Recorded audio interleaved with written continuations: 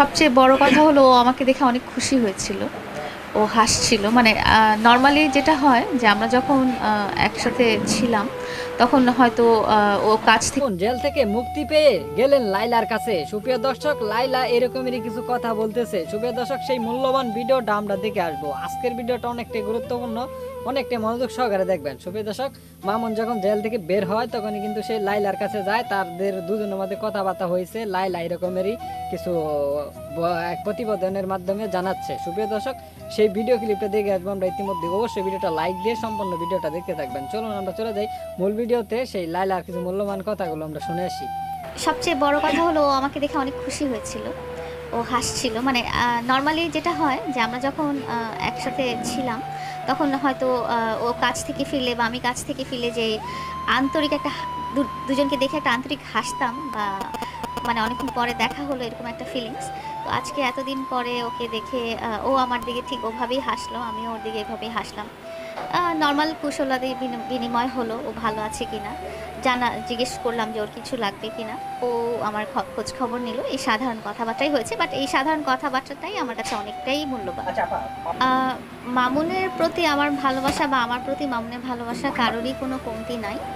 এখন এখানে যে একটা আইনি ব্যাপার চলে এসেছে, এটা একটা পরিস্থিতির কারণে এসেছে। যে পরিস্থিতিটা আসলে এত বছর ধরে আমরা চেষ্টা করছিলাম দুজনেই সলভ করার জন্য, বাট কোনোভাবেই যখন নিজেরা বা পারিবারিকভাবে সলভ করতে পারছিলাম না, এবং একটা পর্যায়ে আমি যখন মনে করলাম যে এটা আসলে আমার একটা আইনি সহায়তা নিলে হয়তো আমি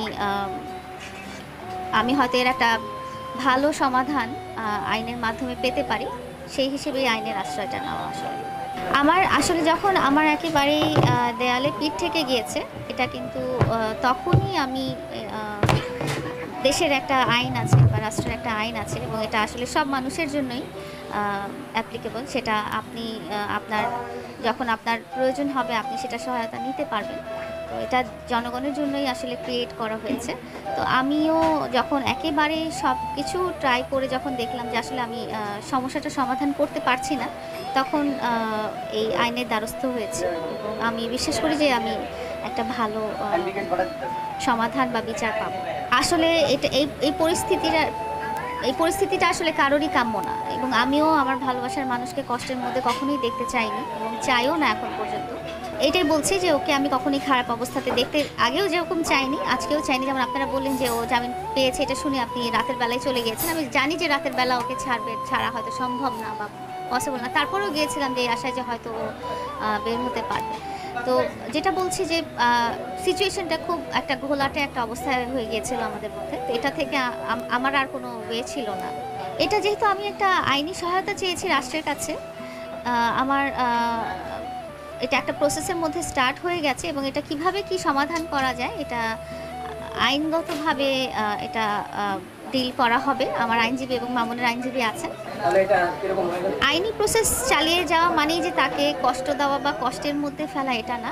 আপনারা নিজেরাও জানেন যে মামুন আমাকে কতটাই ভালোবাসে এবং নিজেরাও আপনারা দেখেছেন যে ও সবসময়ই বলেছে। আপনাদের আগের সমস্ত যতগুলো ইন্টারভিউ আছে সেখানে আপনারা দেখেছেন যে ইভেন আমরা অনেক প্ল্যানিংও করে ফেলেছি আপনাদের ইন্টারভিউর মধ্যে। মামুন নিজেই অনেক প্ল্যানিং করে ফেলেছে যে আমাদের বাবুরা কেমন হবে, আমাদের সাংসারিক অবস্থাটা কেমন হবে। তো অতটা ফিলিংস বা অতটা ভালোবাসা না থাকলে তো অত দূর কেউ যায় না। তো আমি মনে করি যে আমরা দুজনই একটা পরিস্থিতির শিকার এবং দুজনই আসলে মন থেকে চাই যে এটা সলভ হোক বা সলিউশন হোক। আপনারা তো দুজনেই এক জায়গায় বসে সমাধান করতে পারেন। আমরা চেষ্টা করেছি আসলে দুজনই, কিন্তু বললাম না যে পারিপার্শ্বিক অবস্থাটা এমন হয়ে গিয়েছে যে আমাদের দুজনেরই কন্ট্রোলের বাইরে চলে গেছে। তাহলে কি যে অনেকে বলছে, আমাদের যারা আমাদের দর্শক আছে তারাও কিন্তু অনেকে যে আপনি কি তাহলে তাকে একটা বন্দি জীবনে রেখে ভালোবাসাটা আপনার যে আগের পূর্বে যে মামুন আপনাকে যেভাবে ভালোবাসে সেই জায়গায় ব্যাক করাতে চান কিনা? না না, আমি কখনোই তাকে বন্দি জীবন থাকতে বলছি না। আমি চাচ্ছি যে আমাদের যে মানে একটা সিচুয়েশন অ্যারাইজ করেছে, আমি এটার একটা সমাধান বা একটা সলিউশন চাচ্ছি। এবং এই যে এটা এমন না যে আমি তাকে বন্দি করে কিছু আদায় করব বা আমি জোর করে কিছু আদায় করব। আমি আপনাদেরকে প্রথমেই ক্লিয়ার করে ফেলেছি যে একটা পারিপার্শ্বিক অবস্থার কারণে আজকে আমরা দুজন, এবং আমি শিওর যে মামুন আজও বলবে যে সে আমাকে কতটা ফিল করে বা কতটা ভালোবাসে বা তার লাইফে আমার ইম্পর্টেন্স কতটা আছে। মানে এটা আমাদের দুজনেরই হাতের বাইরে চলে গেছে, ওরও হাতের বাইরে চলে গেছে, আমারও হাতের বাইরে চলে গেছে। আসলে ও যে জায়গায় ছিল সেটা তো কারোই কাম্য না, এটা একটা পরিস্থিতির কারণে ওখানে যাওয়া। বাট শুভাকাঙ্ক্ষী হিসেবে বা এতদিনের পরিচিত কাছের মানুষ হিসেবে আমার ভালো লাগতেই পারে, কারণ ও যেখানে গিয়েছে সেটা সংশোধনাগার। হ্যাঁ, সেখানে ওর যেটা আমি শুনেছি ওর ইন্টারভিউ দেখে আর ওর কথা শুনে আমি বুঝতে পেরেছি যে ওখানে ওর একটা খুব সুন্দর একটা ডিসিপ্লিন লাইফ ছিল, খুব ভালো একটা মেনটেনেন্সের মধ্যে ছিল, এবং সবচেয়ে বড় কথা হচ্ছে যে ওর 5 ওয়াক্ত নামাজ পড়ার একটা অভ্যাস গড়ে উঠেছে ওখানে যাওয়ার পরে, যেটা আমি আজকে ওর লাইভে দেখলাম যে ও লাইভ করছিল এবং লাইভের মাঝখানে যখন আসরের আজান হলো লাইভের মাঝখানে যে নামাজ পড়ে আসলো। এর চেয়ে ভালো কিছু আসলে আর হতে পারে না, বা এর চেয়ে সুখবর আমার জন্য আর হতে পারে না। তো এই জন্য আমি খুবই খুশি হয়েছি, খুবই ভালো লাগছে আমার ওর এই পজিটিভ পরিবর্তনটা দেখে। আসলে এক একজনের লাইফস্টাইল এক এক রকম, ওর লাইফস্টাইলটা একরকম ছিল, ডিফারেন্ট ছিল। আমার মনে হয়েছিল যে ওর লাইফস্টাইলে ওর বয়স বাড়ার সাথে সাথে বা ওর পার্সোনালিটি গ্রোথের সাথে সাথে একটু পরিবর্তনের দরকার ছিল, পজিটিভ পরিবর্তনের দরকার ছিল। এবং আমি এর আগেও একটা ইন্টারভিউতে আপনাদেরকে বলেছি যে ওর হয়তো ওই গ্রুমিংটা হয়নি, পরিবার বা শিক্ষা প্রতিষ্ঠান বা শিক্ষক শিক্ষিকা বা সোসাইটি থেকে ওই গ্রুমিংটা হয়নি। তো সেই জন্যই আমি বলছিলাম যে ওর আসলে পজিটিভ পরিবর্তনটা দরকার ছিল আর কি। আসলে যেহেতু এটা এখনও বিচারাধীন আছে, তো মামলার ব্যাপারে আমাদেরকে কিছু না বলারই ইনস্ট্রাকশন দেওয়া হয়েছে। এই মুহূর্তে আমি এই সংক্রান্ত আসলে কিছুই বলতে পারছি না। এটা মানে